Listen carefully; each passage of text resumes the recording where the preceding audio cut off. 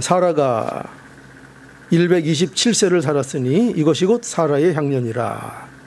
사라가 가나안 땅 헤브론 곧 길앗 야르바에서 죽음에 아브라함이 들어가서 사라를 위하여 슬퍼하며 애통하다가 시체 앞에서 일어나 나가서 헷족속에게 말하여 가로되 나는 당신들 중에 나그네여 우고한 자니 청컨대 당신들 중에서 내게 매장지를 주어 소유를 삼아 나로 내 죽은 자를 내어 장사하게 하소서.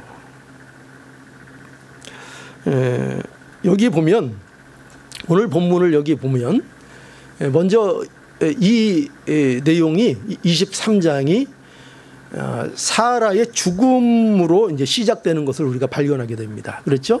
사라가 127세를 살다가 죽었다. 이렇게 말씀이 시작되고 있습니다. 그런데 여기 말씀을 보면 여기 흥미로운 점이 뭔가 하면은 이 창세기 23장의 대부분을 차지하고 있는 내용이 뭐냐 하면 정작 사라의 죽음에 대해서는 별로 그렇게 거론하고 있지 않고 아주 짧게 거론하고 있고 대부분 다 그 내용이 매장지를 구입하는 과정을 여기 기록하고 있다는 것입니다. 그러니까 이런 내용을 보면은 이 본문은 사라의 죽음으로 시작되었지만 사라의 죽음보다는 그것으로 이루어진 땅의 매매 일에 이 본문이 초점을 맞추고 있는 것입니다.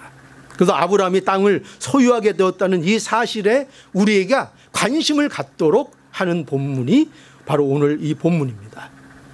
그러면 우리는 이제 그럼 왜 그럴까? 그죠? 왜 그럴까? 여러분, 성경에 기록된 말씀은요, 이유 없이 기록된 게 없죠. 그렇죠? 성경의 모든 말씀은 다 누구의 말씀이죠?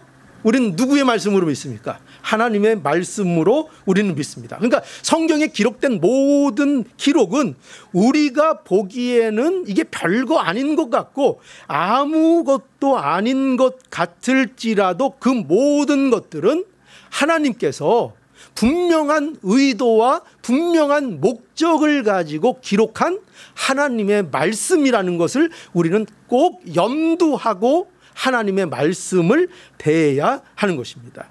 그렇죠? 그러니까 이 설교자나 또 듣는 우리 성도들의 입장에서 이런 말씀이 왜 필요할까? 이런 말씀이 무슨 의미가 있을까? 그렇게 생각이 드는 것들이 실제로 많이 있습니다.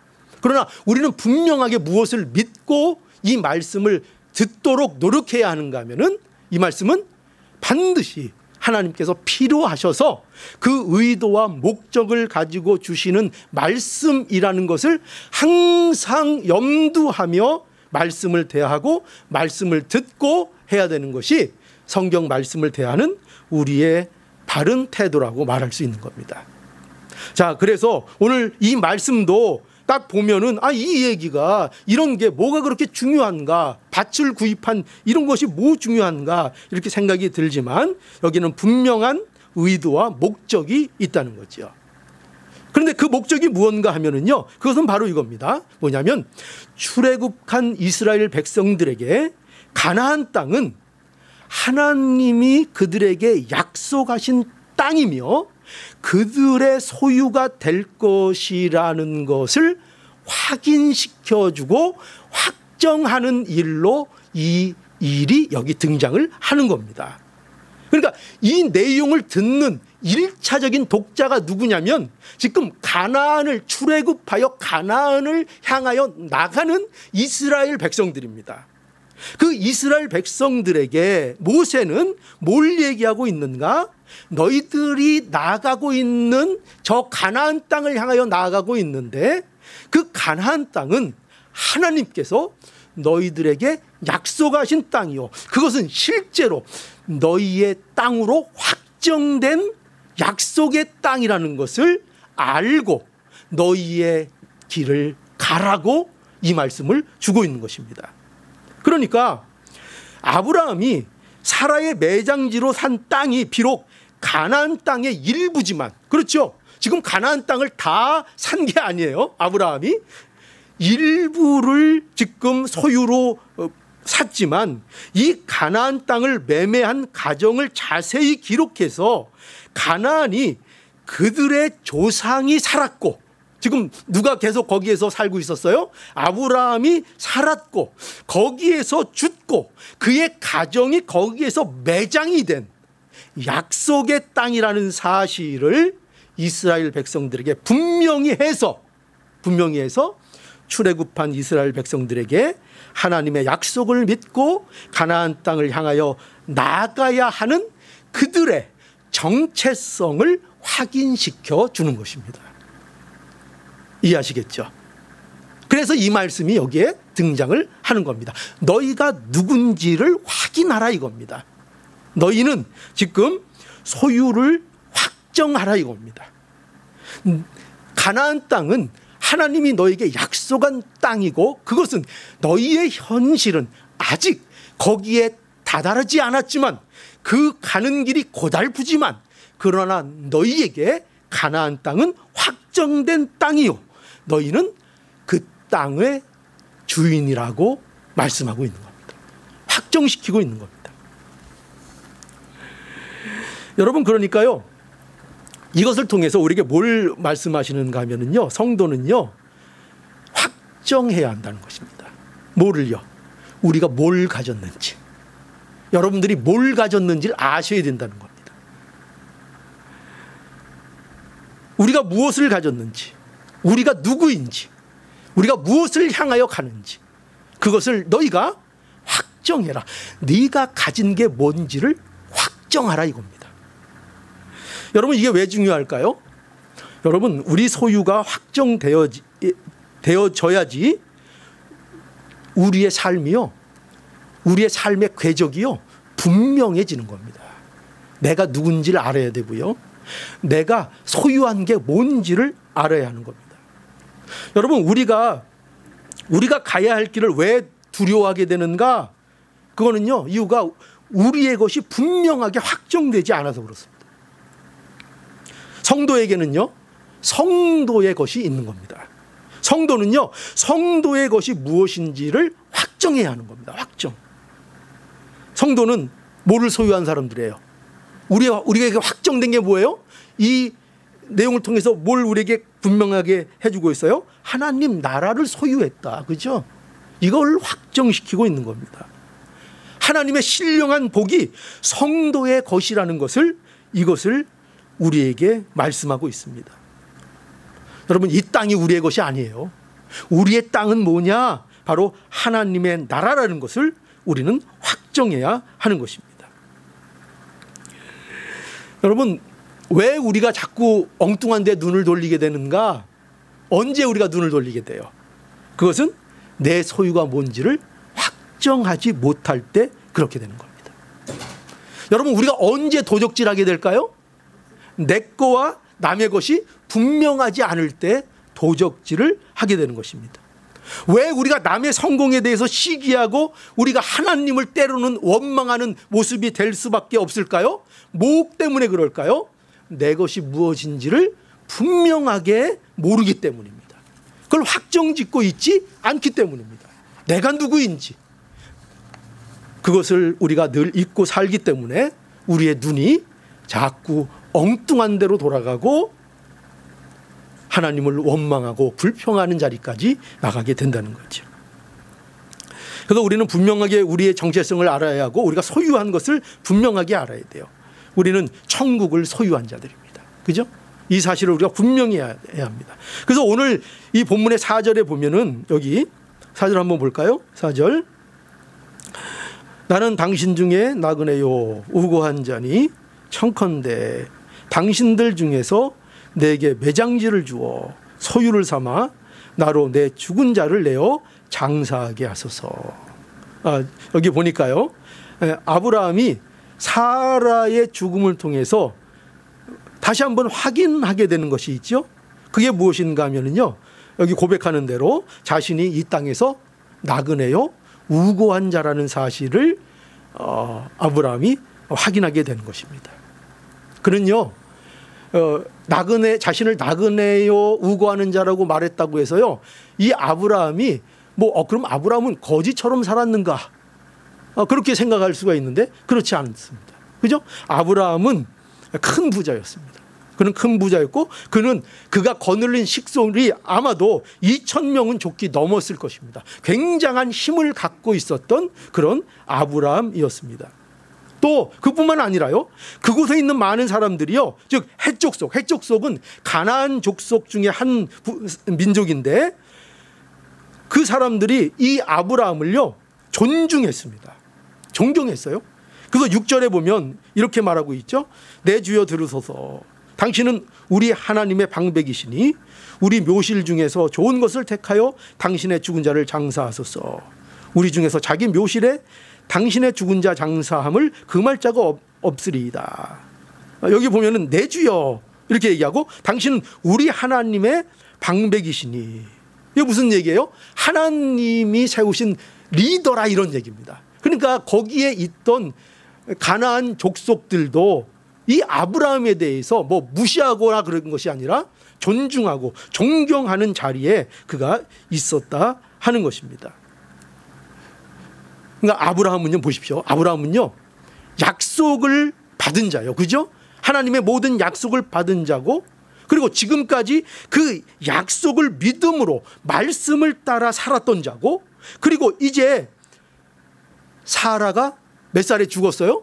127살에 죽게 되고, 그럼 아브라함은 지금 몇 살일까요? 137세, 10살 차이가 납니다. 137세가 되었고, 그 아들 이삭은 지금 몇 살이 되었을까요? 37세가 된 나이가 되었습니다. 여러분, 근데요, 보세요. 그런데 이렇게 가나안, 이렇게 본토와 친척 아비집을 떠나 이렇게 오랜 시간이 지났는데, 그런데 그는 지금 뭐가 한 평 없어요. 놀랍죠? 뭐가 한 평도 없어요? 사라를 매장할 땅이 한 평도 그에게는 없었다는 사실입니다. 그러니까 이러한 사실은 아브라함이 세상에서 살고 있지만 그가 본향을 향해서 나가는 나그네의 길을 살았다 하는 것을 우리에게 분명하게 말씀하고 있고, 아브라함은 사라의 죽음을 통해서 이 사실을 다시 한번 확인하는 계기가 된 것입니다. 그래서 아브라함은요, 나그네로 살았고, 이 땅에서 우고하는 자라는 것은요, 임시 거주자라는 뜻이에요. 임시 거주자라는 것은요, 그 자리에 계속 영원토록 살 마음을 갖고 있는 게 아니라 그 자리를 떠나 언젠가는 집으로 돌아갈 것이라는 그 마음을 가지고 사는 자들을 말하는 거예요. 아브라함은 그렇게 살았다는 거예요. 우리 히브리서 11장에 한번 가볼까요? 히브리서 11장에 가보면 13절에서 16절인데요. 히브리서 11장 13절로 16절. 이 사람들은 다 믿음을 따라 죽었으며 약속을 받지 못하였으되 그것들을 멀리서 보고 환영하며 또 땅에서는 외국인과 나그네로라 증거하였으니 이같이 말하는 자들은 본향 찾는 것을 나타냅니다.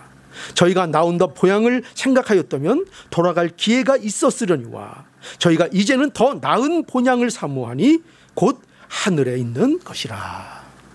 예. 여기 보면 이 사람들은 이렇게 되죠. 이 사람들은 다 믿음을 따라 죽었으며, 이 사람들은 누굴 얘기할까요? 아브라함, 그리고 야곱과 이삭. 그죠? 이 사람들은, 믿음의 사람들은 이 사람들이 다 살아서 약속의 땅에 들어가지 못했다는 거예요. 그죠? 이들이 그 약속을 받지 못했다는 것은 그들이 살아서 가나안 땅을 실제로 들어가지 못했다는 거예요. 그러나 그들은 계속 어떻게 살았다고요? 약속을 바라보면서, 그 약속을 바라보면서 나그네로 그들의 삶을 계속 살았다는 것입니다. 이 사람들은 다 뭘 찾는 자로 살았다고요? 본향, 더 나은 본향을 찾는 사람으로 살았다 하는 것입니다. 그러니까 이 말씀은 우리에게 뭘 가르쳐 주는가? 단지 가나안이라는 세상의 땅을 지금 말하고 있는 것이 아니라는 것입니다. 그죠? 그 땅도 우리에게 영원한 우리의 안식처가 될 수는 없습니다. 그것도 세상의 땅입니다. 그것을 통해서 우리에게 뭘 보여주는가? 바로 더 나은 본향, 하나님의 나라, 그것을 우리에게 보여주는 것입니다. 그래서 믿음의 사람들이 다 결국은 무엇을 바라보며 살았는가, 무엇을 바라보는 표변이요 상징으로 모델로 우리에게 제시되고 있는가 하면은 더 나은 본향인 하나님의 나라를 바라보는 자들로 우리에게 보여지고 있는 것입니다. 여러분, 그러니까요, 오늘 이것이 바로 성도들의 정체성인 겁니다. 우리 성도들이 어떤 사람들인가? 우리는요, 이 땅에서 뭐 하는 사람들이에요? 어떤 사람이에요? 분명히 아셔야 돼요. 우리는 이 땅에서 나그네다, 나그네다. 이거 분명하셔야 됩니다. 우리는 우고하는 자입니다. 우리는요, 다 임시 거주자입니다. 우리는 돌아갈 본향이 있습니다. 돌아갈 집이 있습니다. 성도는요, 바로 이 더 나은 본향을 향하여 나아가는 자요, 이 세상에 살면서 그 본향을 사모하는 자, 그들이 바로 성도라는 사실을 우리는 분명히 알아야 합니다. 이게 바로 우리입니다. 그래서 에베소서 2장 19절에 보면 분명히 말씀하고 있죠. 에베소서 2장 19절, 그러므로 이제부터 너희가 외인도 아니요 손도 아니요 오직 성도들과 동일한 시민이요 하나님의 권속이라. 여러분, 우리는 이전에는요, 하나님의 나라에 대하여 뭐였다고요? 다 외인이었습니다. 하나님의 나라와 상관이 없는 자들이었습니다. 우리는 나그네와 같은, 어디에 대해서? 하나님의 나라에 대해서 나그네와 같은 자들이었습니다. 그러나 예수 그리스도로 인하여 이제는 우리가 하나님의 나라를 소유한 자들이 되었습니다. 하나님 나라의 시민이 되었고 하나님 나라의 가족이 된 것입니다. 그렇기 때문에 우리는 이 땅에서 바로 우리의 본향을 향하여 날마다 나가야 하는 거지. 이 땅이 우리의 본향이 아닌 거예요. 이 땅에서 우리는 나그네요 임시 거주자로 사는 이 분명한 정체성을 알아야 합니다. 그런데 우리가 여기서 하나 알아야 될 건 뭐냐면요, 그러나 이 나그네라고 해서요, 그것이 정처 없는 나그네가 결코 아닌 것입니다. 세상의 나그네는요, 그 특징이 뭡니까? 정처가 없다는 거죠. 갈 곳이 없다는 거죠. 그 방황을 하게 되는 거죠. 그러나 우리는 정처 없는 나그네가 아니라 우리는 분명히 돌아갈 집이 있는 나그네라 하는 것입니다. 이 사실을 알기를 원합니다. 여러분, 생각해 보세요. 돌아갈 집이 있다는 게 얼마나 좋은지 아시죠? 돌아갈 집이 있다는 거, 이 얼마나 좋은지 모릅니다. 돌아갈 집이 있다는 것은 우리에게 큰 위로와 힘이 되는 것입니다. 아무리 고달프게 하루를 직장 생활에서 시달리고 고달팠다 하더라도 이제 돌아갈, 끝나면 집이 있지, 그죠? 기다리는 가족이 있지. 이런 것들을 생각하면 우리가 다시 한번 힘을 얻게 되고 위로를 받게 되고 또 집으로 돌아가게 됩니다. 안식을 취할 수 있는 집으로 돌아가게 되는 것입니다.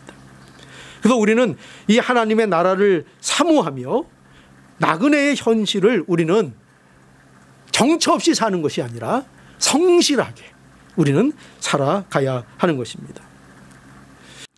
여기 보니까 사라의 죽음은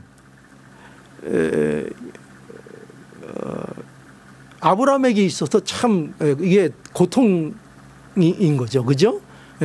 사랑하는 아내가 이제 죽은 겁니다. 그 오랜 기간을 같이 동거동락하고 이 사라가 얼마나 아브라함 때문에 고생도 많이 했습니까, 그죠? 고생도 많이 하고 산전수전 함께 다 같이 겪은 그런 사라인데, 그 사라가 이제 죽게 되어서 아브라함이 큰 슬픔과 애통함을 느끼게 되었습니다. 그런데 여기 보면은 이렇게 슬퍼하고 애통하다가 그러다가 이제 뭐를 사게 된 거예요? 땅을 사게 된 겁니다. 그래서 여기 보면은 시체 앞에서 일어나 나가서 이렇게 표현되고 있죠. 그러니까 이것은요, 새로운 계기를 삼는 시작의 표현을 말하는 것입니다. 말하자면 사라의 죽음이 뭐가 됐다는 거예요? 사라의 죽음이 새로운 어떤 일의 출발점이 되는 계기가 된 것을 보여주고 있는 겁니다. 사라의 죽음이 계기가 되어서 땅을 사게 되고 그것이 이스라엘 백성들에게는 가나안 땅을 얻는 매우 중요한 상징적인 일이 되어버린 것입니다. 그죠? 이게 하나님의 섭리죠. 그러니까 우리가 여기서 뭘 보게 되죠? 하나님은 우리에게 언제나 우리에게 일어난 문제가 어떤 중요한 계기가 되도록 하나님께서는 해 주신다는 거죠. 그죠? 그걸 우리에게 말씀하고 있습니다. 그러니까 문제, 얼마나 이건 큰 문제입니까? 인생에 있어서. 그죠? 지금까지 동거했던 아내가 죽었는데 그 일이 근데 오히려 큰 일을 행하게 하는 계기가 되었고 출발점이 되었다 하는 것을 우리에게 말씀하고 있습니다. 그러니까 문제가 우리가 알지 못하고 우리가 생각하지도 못하고 우리가 시작하지도 못했던 일을 시작하게 만드는 계기가 되었다는 것입니다. 문제가요. 그래서 저는 이것이 성도에게 있어서 얼마나 복된 모습인가 이렇게 생각이 듭니다. 그러니까 우리는 우리의 문제를 대하는 모습이 바로 이와 같아야 된다 하는 것입니다. 우리에게 문제가 생겼으면 그 문제를 통하여 하나님께서는 반드시 새로운 계기의 출발점으로 그것을 삼아 주신다 하는 것입니다. 저는 늘 어떤 기도를 했는가 하면은 사실 제가 제 아내보다 제가 이제 먼저 죽는 거 항상 그거를 이제 하나님 앞에 기도했습니다. 하나님, 저 아내 먼저 가면은 제 혼자 어떻게 합니까? 그러니까 아내보다 적어도 먼저 가게 해주십시오. 이렇게 제가 기도를 했었습니다. 그런데 오늘 이 아브라함의 사라가 죽은 말씀을 우리가 제가 보면서 이런 생각이 들었어요. 아내가 먼저 가도 괜찮겠다. 그런 생각이 불현듯 저에게 들었습니다. 그죠? 왜요? 아내가 먼저 갔더니 그 아내가 먼저 간 것을 통해서 새로운 계기가, 새로운 출발이 예전에는 몰랐고 예전에는 잊고 있었던 일들이 시작되는 계기를 갖게 되었다 하는 것입니다. 그래서 그게 궁금해지더라고요. 갑자기 우리 아내가 먼저 죽으면 그걸 계기를 통해서 하나님께서 어떤 출발을 나에게 주실까? 어떤 새로운, 어떤 깨달음, 어떤 천국에 대한 소망, 그것을 하나님께서 나에게 허락하실까? 이런 걸 생각해 보니까 이제 기도 제목을 조금 수정을 해야 될 것 같은 이런 생각이 들었습니다. 여러분, 사랑하는 사람이 먼저 가면 어떻습니까? 어떤 소망이 더 생기죠? 어떤 소망이? 천국에 대한 소망이 더 생기지 않겠습니까? 그죠? 그것이 우리를 천국에 대한 본향에 대한 사모함을 더 짙게 하지 않겠습니까? 생각해 보십시오. 내가 그렇게 아끼고 내가 그렇게 사랑했던 그 사랑했던 사람이 먼저 내 앞서 만약에 천국으로 간다면 예전보다 우리는 얼마나 우리 자신들이 나그네요 우고하는 자임을 깨닫게 될 것이고 우리의 본향이 천국이라는 것을 더욱더 사모하게 될 것이고 그것을 통해서 하나님 앞에 나아가 항상 천국을 사모하는 사람으로 더욱 복되게 사는 모습이 되지 않겠습니까? 그죠? 먼저 사랑하는 사람이 많이 먼저 가셨나 봐요. 많이 가셨죠. 자, 그래서 우리에게는 늘 문제가 있는 겁니다. 그죠? 문제 없는 것이 없습니다. 그 앞에도 창세기 22장에도 보면은 하나님께서 아브라함을 부를 때 그 첫 22장의 처음이 뭐로 시작해요? 하나님이 아브라함을 뭐 하려고 불렀다고요? 시험하려고 부르셨습니다. 그러니까 모든 사건의 시작을 보십시오. 순탄하게 시작하지 않습니다. 하나님께서는 우리에게 특별한 역사를 주시기 위해서 뭔가를 약속한 것을 이루어 주시기 위해서 항상 먼저 문제가 되고 우리가 싫어하고 우리가 고통스러워할 수 있는 일을 우리에게 먼저 주시는 일을 우리는 보게 됩니다. 시험을 하러 부르시고 그 준비를 하나님께서 펼쳐주시고, 그죠? 아내가 먼저 가는 일을 통해서 자신이 나그네요 우고하는 자라는 것을 더욱더 확인하게 하시고, 가나안 땅에 상징적인 의미를 갖는 그 굴을, 무덤을 실제로 사게 만드는 이런 놀라운 일들을 하나님께서 행하도록 해 주신다는 것입니다. 그러니 여러분, 우리 인생에는요 항상 문제가 먼저 옵니다. 그죠? 문제가 옵니다. 항상 문제가 옵니다. 문제가 오는데, 문제는 우리에게 뭘 할 기회라고요? 새로운 출발, 새로운 계기를 삼을 일이라는 것을 분명히 확인하셔서 우리가 알고 있는 우리의 정체성을 확인하게 되고, 우리가 하나님의 나라의 소유된 백성이라는 것을 우리에게 분명하게 알게 하시는 것입니다. 그러니 여러분, 어떤 문제든지 그것으로 인해서 하나님의 나라를 더욱 사모하는 계기가 되고, 우리의 것이 무엇인지를 확정하는, 그죠? 그것이 확정되어서 문제가 우리에게 복이 되는 이러한 소망의 길을, 나그네의 길을 우리가 소망을 가지고 살아가는 저와 여러분들의 복된 인생이 될 수 있기를 오늘 이 말씀을 통해서 간절히 바랍니다.